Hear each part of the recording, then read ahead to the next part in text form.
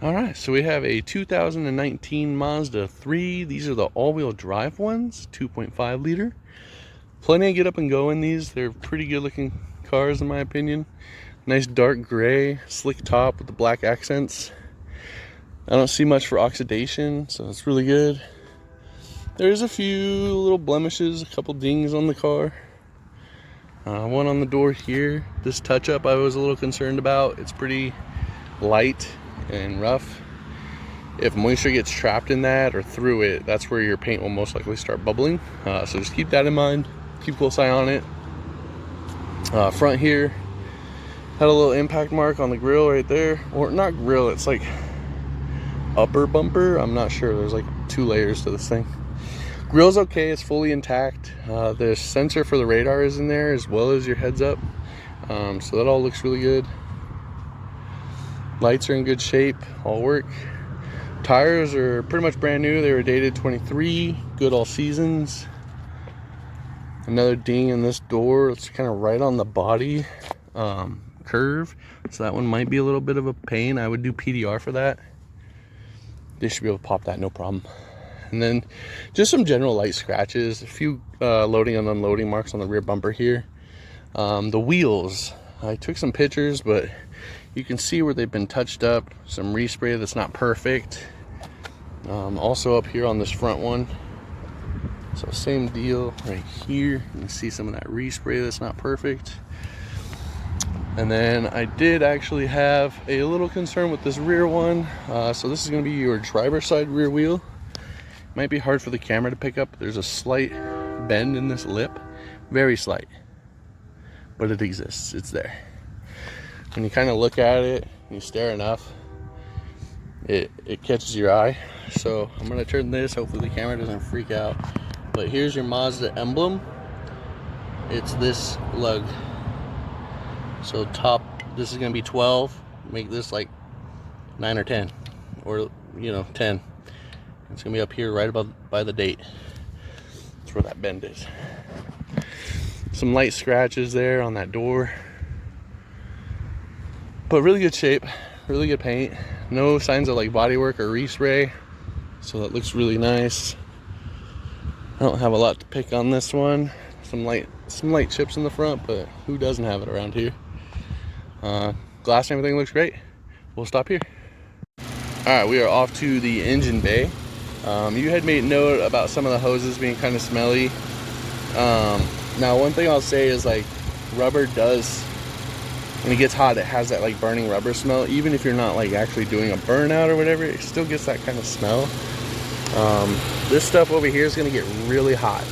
You got your radiator hose here, your intake, all your fuel system and everything, computers and stuff. It gets really hot right there. So kind of to be expected. This whiting on the hose, keep an eye on that. It's that silicone stuff, and it kind of dries this out over time, and you can make it brittle. I've seen these in here crack and you don't notice. You go to open the air filter and it breaks off clean.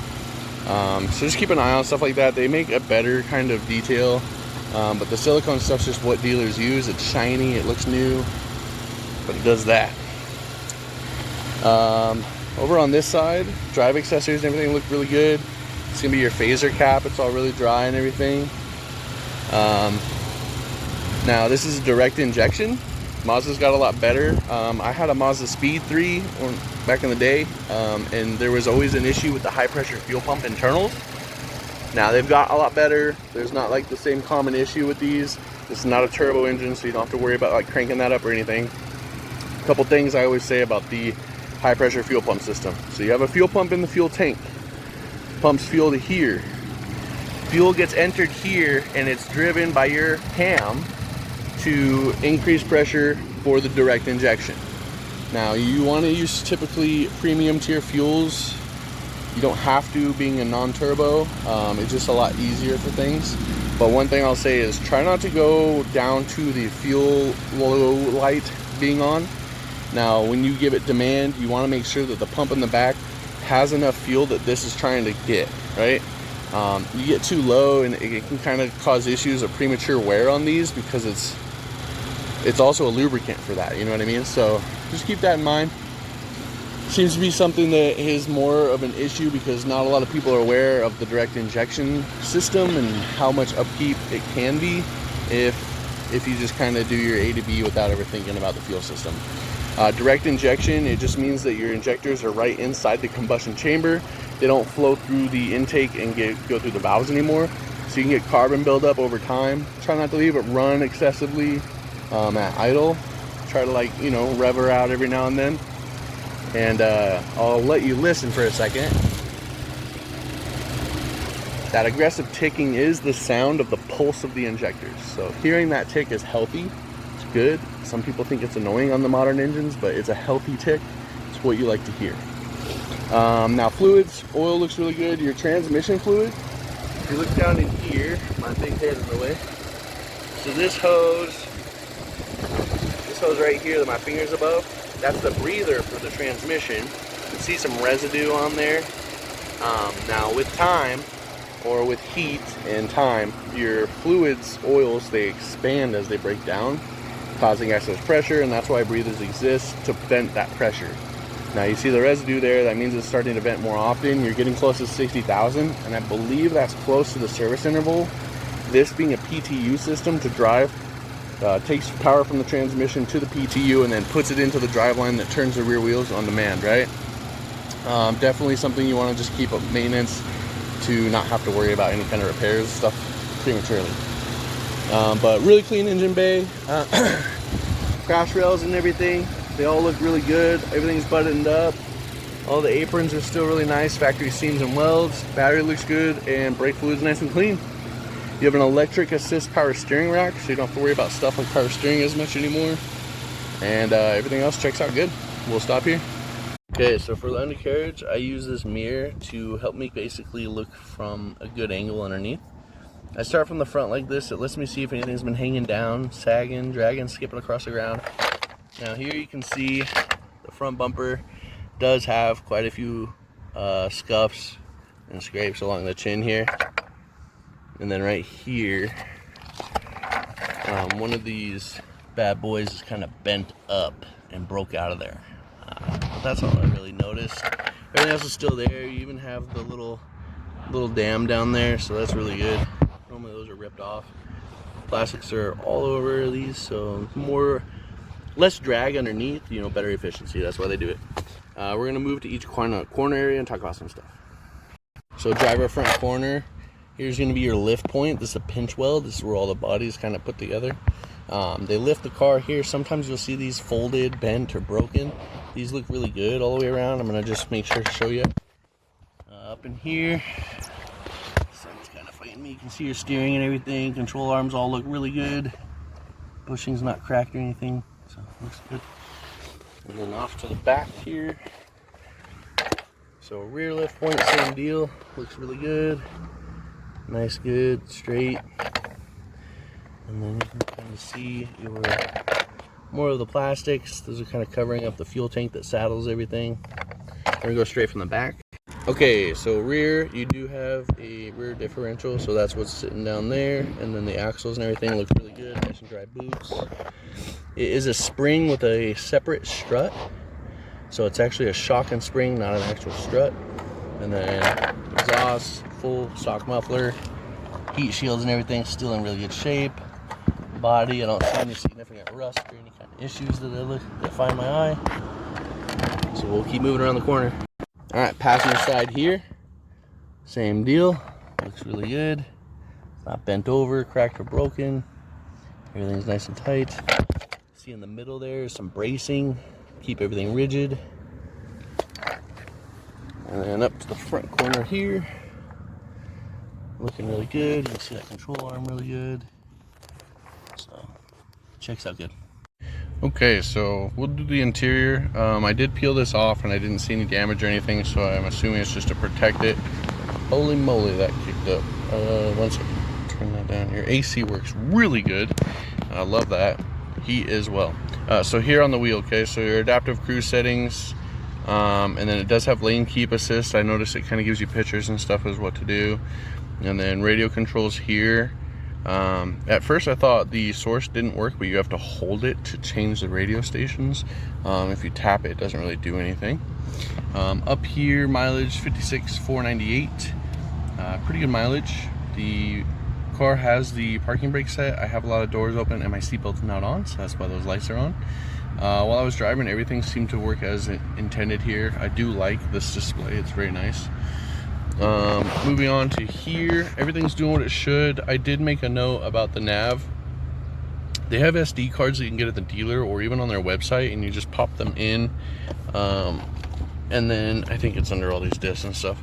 You pop that in here and then it will basically load in. This car is able to do that. Some of them you don't even have that option. If you use Apple CarPlay or Android Auto or something and it takes over this, it kind of defeats that purpose, so keep that in mind. As far as interior, I really love how you kind of moved into this thing. It just shows me how much you liked it, you know. One thing I will say about these little cats on the belts, make sure you pull them down so the seatbelt can just retract all the way. It literally fills the gap between the seat belt buckle, which is secured with this pressed plastic tab so it doesn't go too far, and that over time can just make the springs on the retractors a little bit weak. And then you get the floppy belts like when you got into grandpa's truck, you know what I mean? So just keep that in mind. They are designed to fully pull in and go back, and they kind of have a measuring in there and then force on that, so you just don't want that to wear. That kind of is part of your safety stuff. So I don't like floppy belts, so I'm not gonna say take them off, just make sure you move them down and then let it retract all the way. Let me pause here. I'm gonna hop out. We're gonna look from the outside in. Okay, so driver door here. Door card's in really good shape. All the buttons work as intended. I do love the all doors are auto on the windows. That's really nice.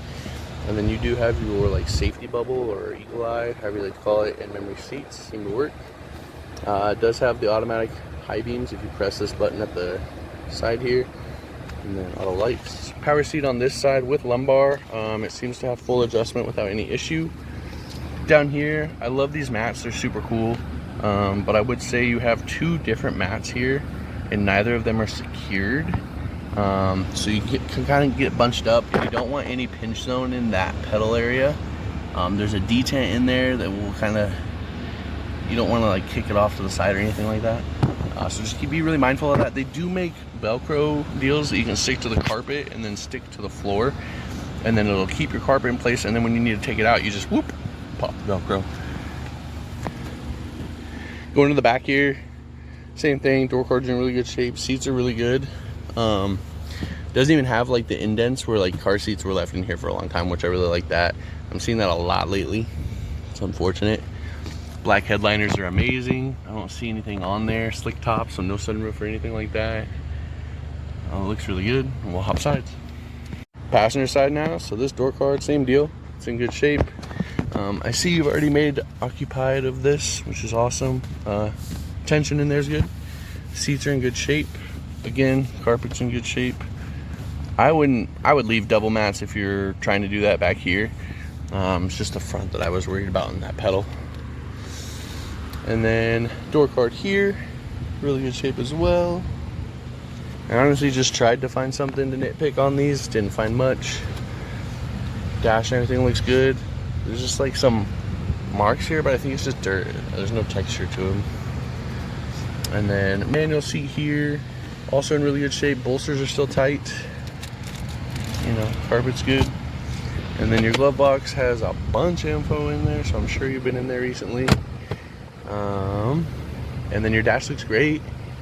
I really have nothing to complain about on this. I love how you moved into this car already, though. I'm gonna be honest. I had a Mazda Speed 3 and I loved it, so I can tell you like this one.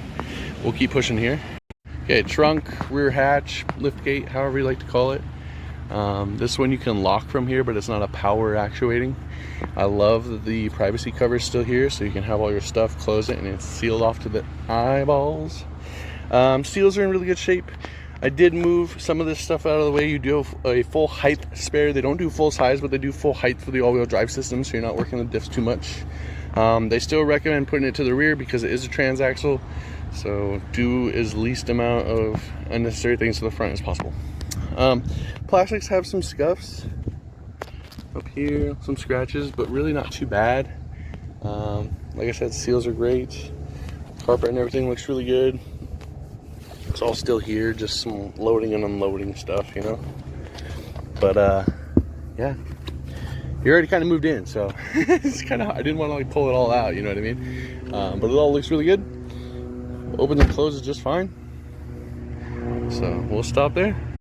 All right, so this portion here, we go through and scan everything. I'm gonna try and get myself out of there so you can see what I'm talking about. So this will go through and scan all the modules on the vehicle. That's why we try to do a 10-mile drive. That usually will get things to pop if they're gonna pop, you know what I mean? Makes it a little more easy to figure out what kind of codes we might have. But all checked out really good. Nothing active, nothing stored, no history. So moving from here, we'll go to our monitors. All right, so sorry. The glare is just lighting up my hand perfectly. Let's try this sun visor. There we go. So whenever I do the monitors, I look down here, make sure our VINs match what's on the car, so the computer is still what's supposed to be there. I always go, since DTCs are cleared, not my drive, the whole history it has for me, and all looks good. The gray circles are just either redundancies or no longer supported monitors. A lot of things just kind of overlap these days, so it's not as necessary. I see no red X's. All looks great. We'll keep moving forward. All right, so for the conclusion part, I just kind of stage the car, make it look alive, and just kind of go through a few things. Overall, car drives really good. I didn't have any kind of weird noises going through some bumpy road area in this area. Gets up and goes, stops really well. All the assists and everything work good. There's some exterior blemishes. One on the driver door was a little concerning just for the touch-up. Want to make sure that's done correctly. I had some concerns on the wheels that have been fixed, but this one has a slight bend in it. But beyond that, the car checks out really well. And mechanically, everything looks as it should. Nothing to worry yourself with. The one thing I'd say, you're getting close to 60,000 miles. That would be a good time to get the transmission, that front PTU checked, and make sure that fluid's looking good. It's also responsible for sending power to the rear axle, so keep that in mind. There's a breather there that's starting to show some residue. That's just signs of fluid expansion. That's normal operation, but also getting close to a time for service, essentially. So this is something to keep in mind. Overall, great little car. I had a Mazda Speed, so I really love these things. Kind of wish I would have went with the all-wheel drive instead of like getting a full-size pickup at this point. Paint, like I said, you just have some light scratches, some chipping on the front, and a few dings, but nothing drastically major. You did mention to me the hose concern for you on the inside of the engine bay there. It's just that hot rubber smell in the summer, and then they use like a silicone base, so it's also a form of like a rubber based fluid that they put on there, and as it dries, it just kind of bakes into the rubber and makes it kind of grimy. Nothing slimy, but you can see like where your intake hose is like whited out. It's just kind of, it dries out that rubber over time. So just something there, keep an eye on. Maybe do like a very neutral wash with like super clean or simple green, light wash. Oh, excuse me, should help it. We're gonna stop here. Great little car, good inspection.